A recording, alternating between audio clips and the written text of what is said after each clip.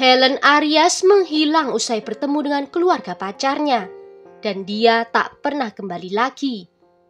Hari-hari pencarian berakhir dengan penemuan jasadnya yang terkubur di halaman belakang rumah pacarnya. Helen Arias adalah seorang wanita muda berusia 20 tahun dari El Salvador. Dia berasal dari keluarga kelas menengah. Orang tuanya menjalani kehidupan yang tenang dan mapan, bekerja secara rutin, dan berusaha memberikan lingkungan yang stabil dan suportif bagi putri mereka. Helen adalah anak tunggal mereka dan pola asuhnya sangat berfokus pada pengembangan tanggung jawab dan kemandirian. Sejak kecil, Helen menonjol karena sifatnya yang disiplin.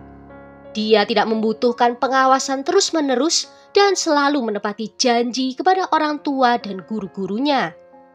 Selama masa sekolah, dia adalah siswi yang menonjol. Di luar sekolah, dia lebih suka waktu untuk berkumpul bersama dengan keluarga atau menekuni hobi daripada bersosialisasi dengan banyak orang. Saat SMA, dia sudah yakin akan masa depannya, di mana dia ingin membantu orang lain. Setelah lulus SMA, Helen mendaftar di universitas memilih bidang yang berfokus pada pekerjaan sosial dan psikologi. Selama kuliah, dia tidak banyak menonjolkan dirinya.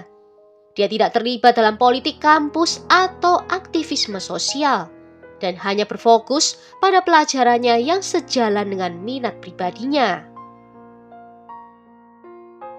Mereka yang mengenal Helen menggambarkannya sebagai sosok yang serius, pendiam, dan baik hati. Dia tidak tertarik pada situasi beresiko dan lebih menyukai ritme hidup yang lambat dan juga stabil.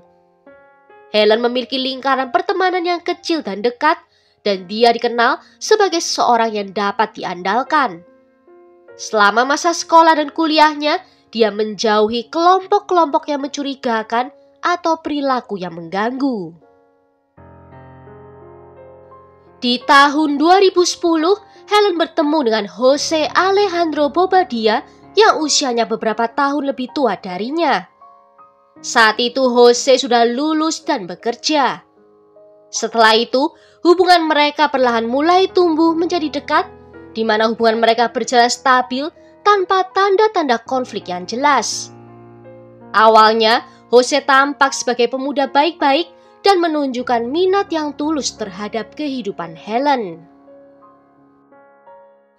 Semua ini sesuai dengan apa yang Helen anggap sebagai perilaku yang pantas dalam suatu hubungan, sehingga dia tidak punya alasan lain untuk meragukan Jose.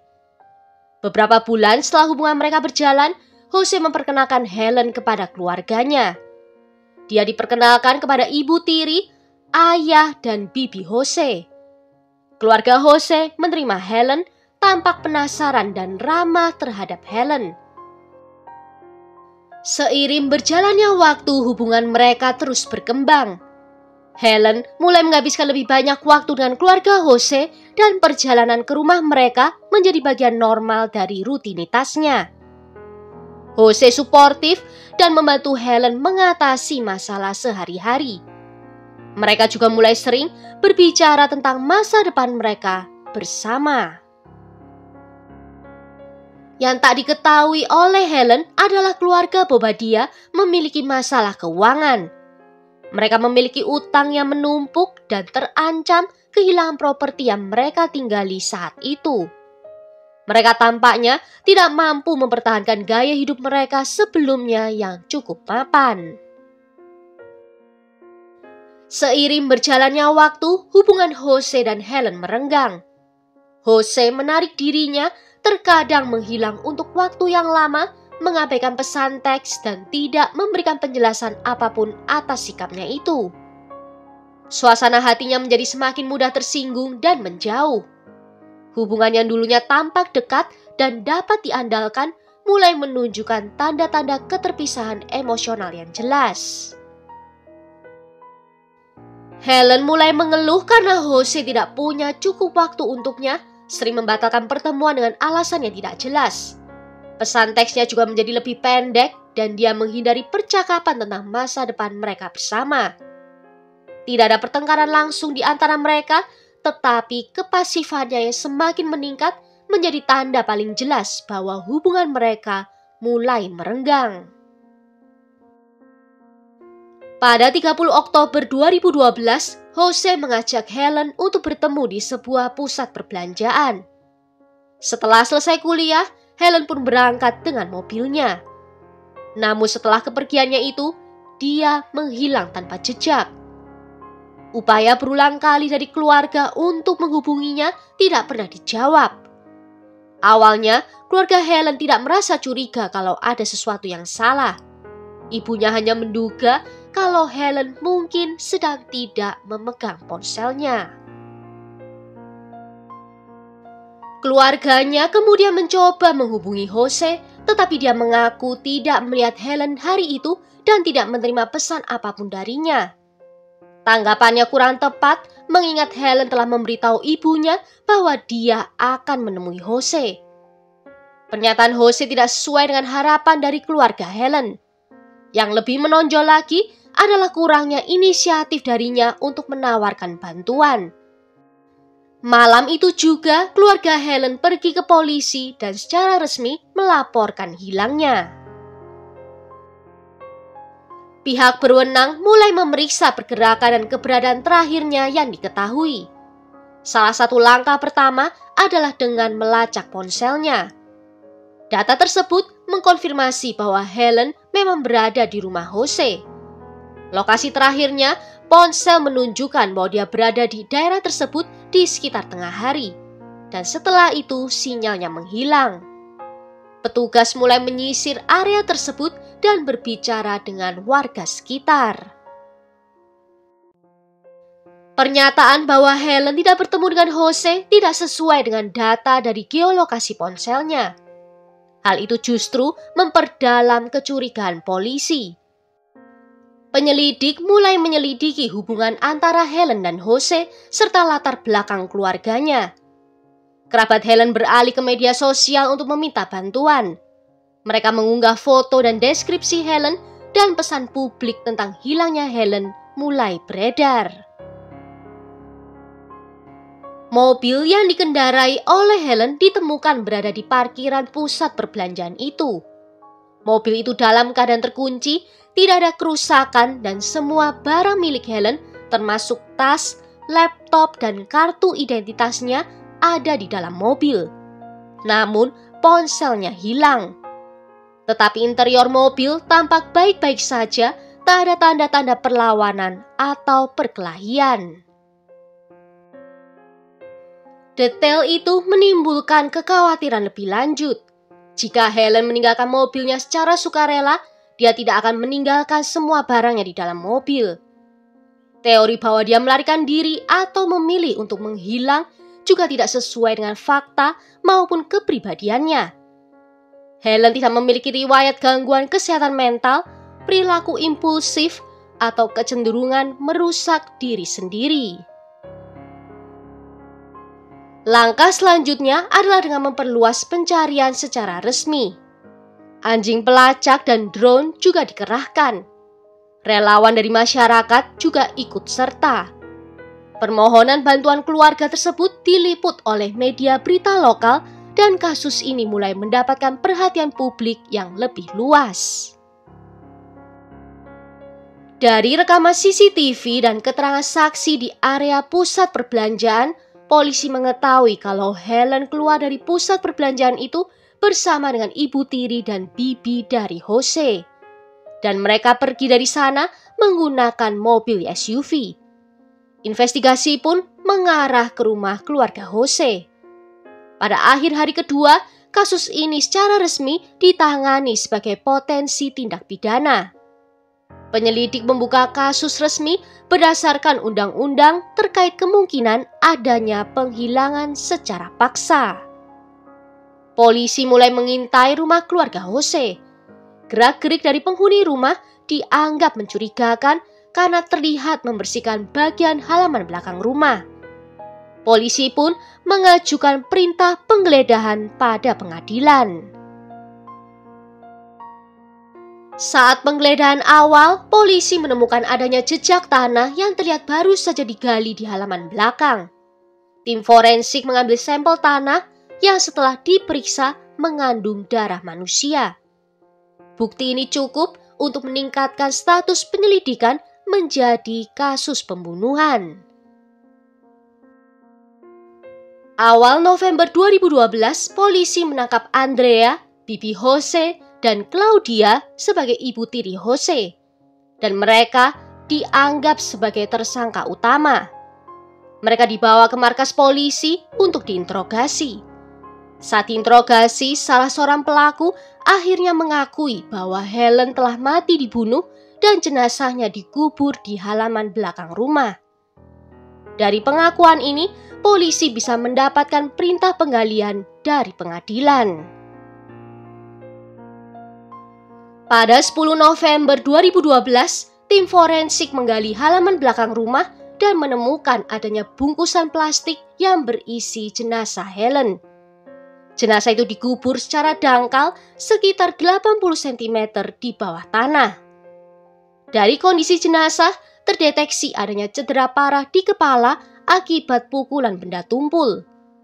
Diperkirakan jenazah itu baru dikubur sekitar 48 jam setelah pembunuhan terjadi. Artinya sempat dibiarkan di dalam rumah begitu saja sebelum dimakamkan. Hasil otopsi mengkonfirmasi penyebab kematian adalah karena trauma benda tumpul yang berat. Tidak ditemukan adanya kekerasan seksual. Luka di tubuh korban menunjukkan korban masih hidup saat serangan awal terjadi, dan dia baru meninggal dunia di serangan yang kedua. Setelah penemuan jenazah Helen, Jose dan ayahnya juga ikut ditangkap, dan mereka dituduh ikut merencanakan dan membantu dalam kejahatan ini. Seiring berjalannya penyelidikan, pihak berwenang berhasil merekonstruksi rangkaian kejadian. Masalah hutang keluarga Jose diduga menjadi motif utama dari penculikan Helen, di mana mereka awalnya menargetkan akan meminta uang tebusan dari keluarga Helen untuk menutupi hutang tersebut. Namun rencana itu gagal dan berakhir menjadi pembunuhan diduga karena Helen melawan. Di hari itu, setelah menjemput Helen di pusat perbelanjaan, Andrea, Claudia, dan Helen menuju ke rumah. Dan dalam perjalanan itu, kepala Helen dipukul dengan martil yang menyebabkan dia jatuh pingsan.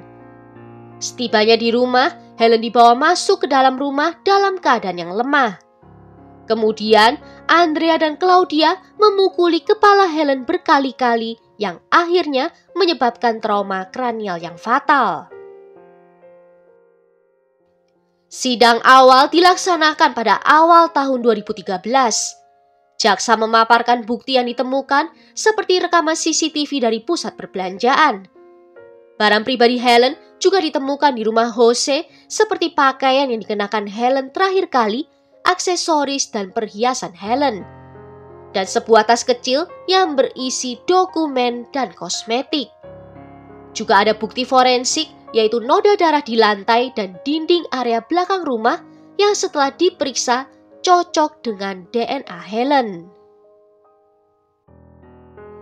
Barang yang diduga digunakan sebagai senjata juga ditemukan, yaitu martil dengan bekas darah dan jaringan manusia ditemukan di ruang penyimpanan di dalam rumah, serta ada kayu dan benda tumpul lainnya yang juga memiliki noda darah.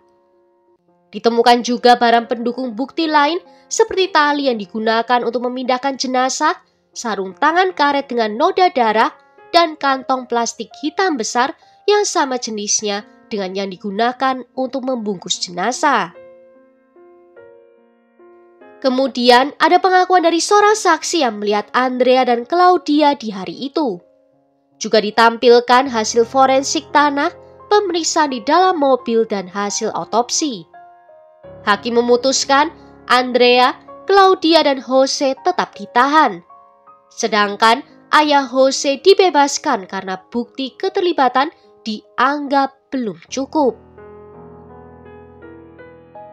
Jaksa menuduh Jose ikut terlibat dalam perencanaan pembunuhan bersama dengan ibu tiri dan bibinya. Dia juga mengetahui rencana itu namun tidak mencegahnya. Malah diduga membantu menghilangkan jejak setelah kematian Helen dan memindahkan barang-barang korban. Jaksa menganggap perannya sebagai pelaku pendukung. Walaupun bukan sebagai eksekutor, tindakannya itu membantu eksekusi berhasil dilakukan. Persidangan utama digelar di bulan Agustus 2013. Jaksa menuntut Andrea dan Claudia mendapatkan hukuman maksimal yaitu 40 tahun di penjara dengan dakwaan pembunuhan dengan pemberatan. Sedangkan Jose dituntut hukuman 30 tahun penjara dianggap terlibat sebagai pelaku pendukung. Pembela Jose berargumen bahwa dia tidak berada di TKP saat pembunuhan terjadi dan tidak ikut dalam perencanaan. Pada November 2013 diputuskan ketiganya bersalah. Andrea dan Claudia mendapatkan hukuman maksimal yaitu 40 tahun penjara. Sedangkan Jose dinyatakan sebagai pelaku pendukung dan dijatuhi hukuman 26 tahun dan 8 bulan di penjara. Di tahun 2015, pembela Jose mengajukan banding. Argumen utama mereka adalah bahwa bukti kunci yang digunakan dalam persidangan awal seharusnya dianggap tidak dapat diterima. Pembela menyatakan bahwa tidak ada bukti Jose berada di tempat kejadian saat pembunuhan terjadi. Tidak ada saksi yang melihatnya melakukan kekerasan juga. Dan keterlibatannya dalam berkomunikasi dengan pelaku utama tidak cukup membuktikan kalau dia ikut merencanakan. Hal ini melemahkan kasus dari jaksa penuntut. Pengadilan memutuskan beberapa bukti sebelumnya tidak dapat diterima. Mengingat kurangnya bukti langsung, pengadilan menyimpulkan tidak ada cukup bukti untuk mendukung vonis bersalah. Pada November 2015, hukuman Jose dibatalkan dan dia dibebaskan secara bersyarat. Di bulan April 2016, Jose dibebaskan sepenuhnya karena dianggap tidak cukup bukti untuk mengaitkan dirinya dengan pembunuhan. Putusan tersebut memicu reaksi publik yang keras. Keluarga Helen menyebut keputusan itu tidaklah adil. Ibunya menuduh pengadilan merusak kepercayaan pada sistem peradilan. Jaksa mengajukan banding atas pembebasan tersebut, tetapi pengadilan yang lebih tinggi menolak untuk membuka kembali kasus ini. Setelah pembebasan Jose, debat publik semakin intensif selama berminggu-minggu. Media sosial dipenuhi dengan komentar, sebagian besar mengkritik sistem hukum, dan pendapat pun terbelah. Sementara itu, Andrea dan Claudia tetap menjalani hukuman mereka.